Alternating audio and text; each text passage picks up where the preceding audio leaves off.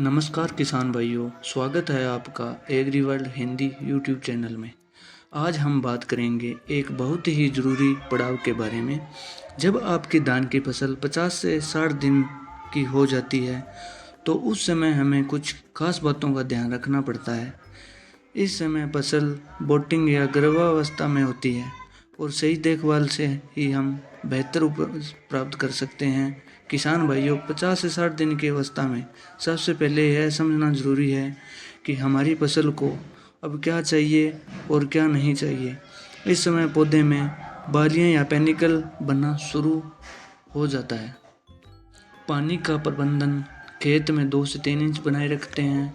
इस स्टेज पर पानी की कमी से दाने छोटे रह सकते हैं या ठीक से नहीं भर सक पाएंगे। इस समय खेत की निगरानी लगातार निरीक्षण करते रहें। पत्तों पर कोई धब्बा तो नहीं है, पौधे निचली सतह पर कोई कीट तो नहीं है, इस सब पर खास ध्यान देना बहुत ज़रूरी है। अब आते हैं सबसे महत्वपूर्ण बात पर, खाद का सही इस्तेमाल करना। 50 से 60 दिन की धान की फसल में यूरिया के नुकसान। किसान भाइयों, जब धान की फसल ग्रो या बोटिंग या गर्भावस्था में होती है तो पूरा ध्यान बालियों या पेनिकल से बनने व दानों को भरने पर केंद्रित होता है।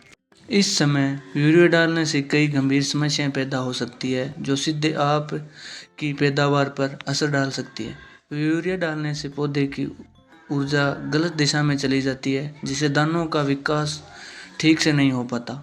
नंबर 2, फसल का गिरना। अत्यधिक यूरिया के कारण पौधे का तना बहुत ज़्यादा लंबा और कमज़ोर हो जाता है। इस तरह की फसल पर तेज़ हवाएं या बारिश आती है तो वह आसानी से गिर जाती है जिससे पैदावार में भारी कमी आती है। गिरी हुई फसल में दाने ठीक से नहीं बन पाते और उनकी गुणवत्ता भी खराब हो जाती है। इस समय फसल को फास्फोरस व पोटास तत्व की सबसे ज़्यादा ज़रूरत होती है, ना कि नाइट्रोजन की। यूरिया का उपयोग करने पर पौधे इन जरूरी पोषक तत्वों को ठीक से अवशोषित नहीं कर पाते। फास्फोरस जड़ों को मजबूत करता है और बालियों के विकास में मदद करता है, जबकि पोटास दानों को मोटा और चमकदार व वजनदार बनाता है। यूरिया डालने से इन महत्वपूर्ण प्रक्रिया में रुकावट आती है जिससे दानों का आकार छोटा रह सकता है या वे खोखले व हल्के हो सकते हैं। और कीट व रोगों का हमला। इन क्रिया पेस्ट डिजीज अटैक नाइट्रोजन की अत्यधिकता से पौधे की कोशिका भित्ति या सेल वॉल कमज़ोर हो जाती है। खासकर रस चूसक कीटों के ब्राउन प्लांट हॉपर फफूंद रोग जैसे शीत ब्लास्ट का हमला बढ़ जाता है। इस फसल को और भी ज़्यादा नुकसान होता है। इस समय नाइट्रोजन की बिल्कुल भी ज़रूरत नहीं होती है, इसकी बजाय उसे फास्फोरस 52% और पोटास 34% की सबसे ज़्यादा ज़रूरत होती है जिससे यह फूल आने को प्रेरित करता है और दाने स्वस्थ बनते हैं।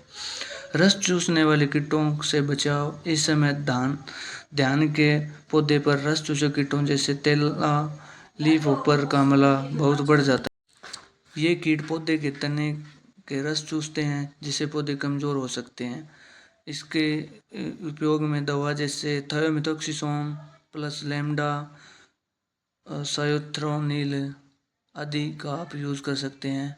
और कैसी लगी आपको यह जानकारी कमेंट बॉक्स में ज़रूर बताएं और ज़्यादा से ज़्यादा किसान भाइयों के पास वीडियो को शेयर करें। धन्यवाद।